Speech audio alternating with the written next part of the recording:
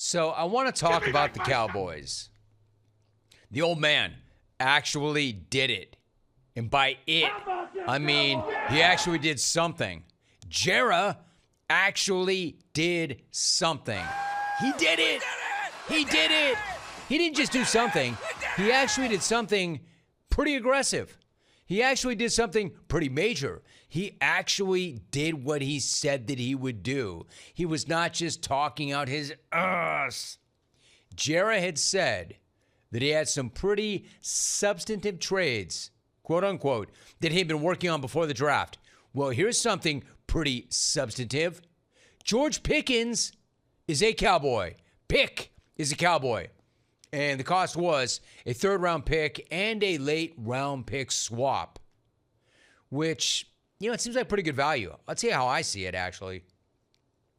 He's going into the final year of his rookie deal. If you're giving up a third-round pick for that guy, you probably want to try and keep him. Probably. Now, with Jera, who knows? But they get him. He's in the last year of his contract. So what are they getting? Well, they're getting a guy that needs the rock. They're getting a guy that needs to get paid. They're getting a guy that the Steelers didn't want. All right? There's that. Now, the thinking with the Steelers is a little more obvious. There's no way in hell that we're going to throw down a new, huge contract for our number one malcontent, George Pickens. They had a lot of trouble with Pick. Mike Tomlin had a lot of trouble with Pick. Look, the guy's a player now. The guy's a talent. He's big. He's physical. He's explosive. He gets downfield. He stretches defenses. You can see where people would want him on the team, except so many times he puts the team in bad spots and doesn't seem to learn from the mistakes that he constantly makes. So Pittsburgh, I kind of see where they're coming from. And by the way, I fully did expect them to move on from Pick as soon as they dealt for DK Metcalf. I didn't see it the way some of you saw it. Some of you seem to think, good, it's about time. Now we have two go-to wide receivers. Now we're getting somewhere. Now we're talking. Now we have Metcalf and we have Pick. We have Metcalf to pair with Pick. That's why we got Metcalf, to pair with Pick. I never saw it that way. I mean, it would have been nice. If I'm a Steeler fan, that'd have been great. I never saw it that way. I saw it as them replacing Pick. That's why they went and got Metcalf. I've been saying that and saying that. But don't get this part twisted. I actually love the move by Dallas. It's not without risk, but it's a good risk. It's a good gamble. It's an aggressive play. It's a big swing. You heard me correctly. I like it. I like this move. You see, Jera, I am not a hater. I have no problem giving you credit. That's a nice big swing, old man. After all your geriatric gum flopping, this is the kind of, quote, all-in move that we've been waiting for since you said you were all in. All in. Dating all the way back to last offseason. All in. I like it. All in. I like it. All in with these young Now, guys. again, he's going to want a contract. And hopefully that's motivation for him to get that big fat deal. He's going to have to get in line, right? Micah and a few others want contracts too. But if you look at Pick, in my opinion, that is an incredibly talented player. And he's only 24. And, well, to coin a phrase, the ceiling is the roof. The ceiling is the roof. For Pick. And no offense to anybody over in Pittsburgh. No offense to Mike Tomlin. No offense to my man Arthur Smith. No offense to his predecessor, Matt Canada. No offense to Russet Potato Wilson. No offense to Justin Fields. No offense to Mitch Trubisky. No offense to Kenny Tiny Hands Pickett. No offense to Mason Rudolph. No offense to any of them. But that's what Pickens has been working with in Pittsburgh. Not exactly a juggernaut of an offense. Hasn't exactly had a star quarterback to get him the ball either. And yet he's put up numbers. He has. He's produced. He's put up some nice numbers. Now, of course, sometimes with Pick, it's one step forward and two steps back because, well, he's Pick. Not only Pick, but he is a prima donna wide receiver, but a skilled and explosive wide receiver and a deep threat, which is something Dallas needs. He just needs to find a way to stay in his shoes and check himself, which is why Mike Tomlin kept saying over and over again, grow up, dude. Grow the hell up. Grow up.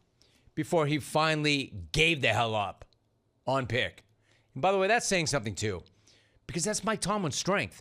Working with, inspiring, and motivating all different types. And even Tomlin is like, he's not worth it. I can't reach this guy. And of course, whenever that happens and there's a talented player available, there's always another team that thinks, we can make it work. He'll fall in line here. We can handle that player. But here's my question. If Mike Tomlin could not control Pickens, how the hell is first-year head coach Brian Schottenheimer going to control him? But then again, the truth is, it doesn't even matter. It doesn't even matter to Jera. Because number one, Pickens immediately makes them better. Immediately.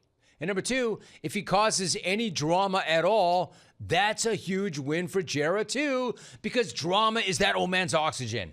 He's walking around with that tank and that mask, and the tank's on wheels, and he's walking around, and that mask is actually pumping drama into his face. He loves it. Excuse me. Like when you hear him doing that, he's like, oh, "Where's my drama tank? Where's my drama tank?" He's pumping drama into his face. So as far as fit, hell yes, you do this deal. Because outside of CeeDee Lamb, what do you have offensively? Nothing. And now you've got a legitimate WR2 to line up outside of CeeDee. Hell, I could probably make an argument. Maybe if I try hard enough, he's actually a WR1. So then you got two WR1s. Now all you need to do is make sure that Whack Prescott can actually stay on the field. Because now he's got two studs. He can get the ball too. And Pickens, being in a contract year, you know, is going to look to put up huge numbers. And he's going to get opportunities. They just have to hope that he gets the targets that he wants before he implodes and torpedoes his own. Because with this dude playing at his peak, the Cowboys might actually matter again. This dude playing at his peak, if Whack stays healthy, That's whack. I mean, they might even be a playoff team. They might even be a playoff team if they're healthy and things break right. I love that pick. I do. But then again, even if they're not a playoff team, the hell does Jera care? Pick hasn't done a thing yet. And you know Jera already thinks this is an enormous win already. Jera's like, dude is huge. He is fast. He's got incredible hands. He's got great jump ball playmaking ability. And he increases our potential for drama exponentially. In other words, win, win, win. Win! Win! Win. Win! Win! Win! Now, win, Steeler fan, Win! Win! for you. Win! Win! Man, what a weird Win. offseason. Weird offseason. Again, I'm not surprised. I actually did expect this move when they brought in DK. But it's just a really, really weird offseason and awfully hard to see right now how that is an improved football team. Like, we all know Tomlin always finds a way to win more games than he loses. But that standard, that standard's not good enough for Steeler fan. I know because they've been letting me hear it now for years.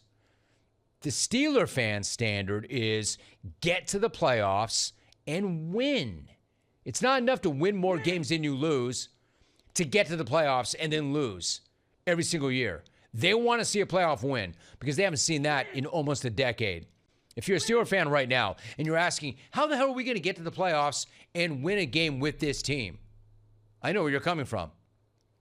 If you're asking and you're a Steeler fan, why did we not draft a single receiver if we knew we were moving on from pick?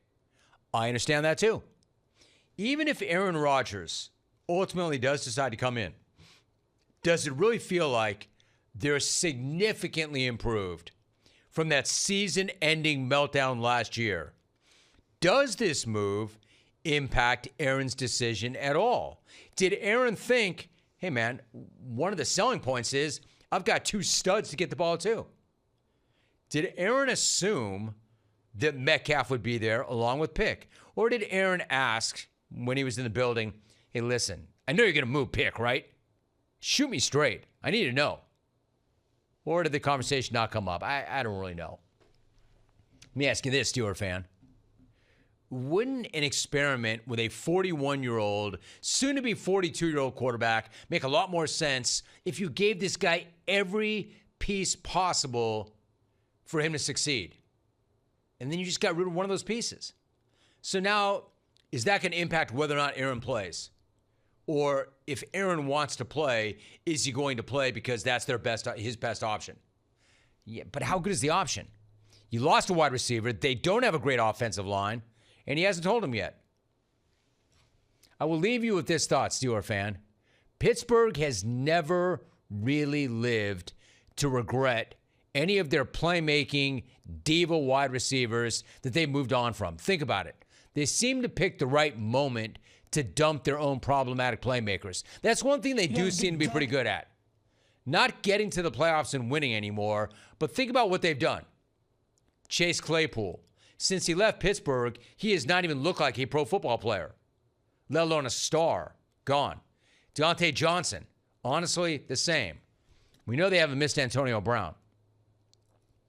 Juju? All right.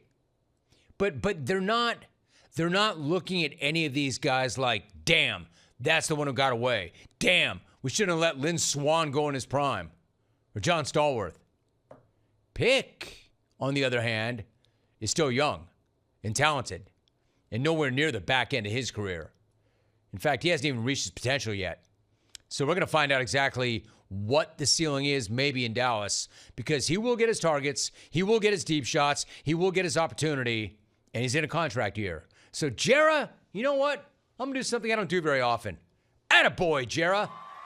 You actually did something. And not just something. I'm going to say you did something right.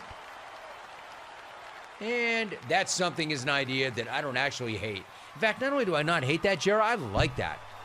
Good move, man. Big swing. Nice gamble. I'm just surprised I'm saying it, but I've got no problem saying it. I like that move. I like that move for Dallas. For Pittsburgh, I'm not surprised, but how are you better? What are you doing to improve? How are you better?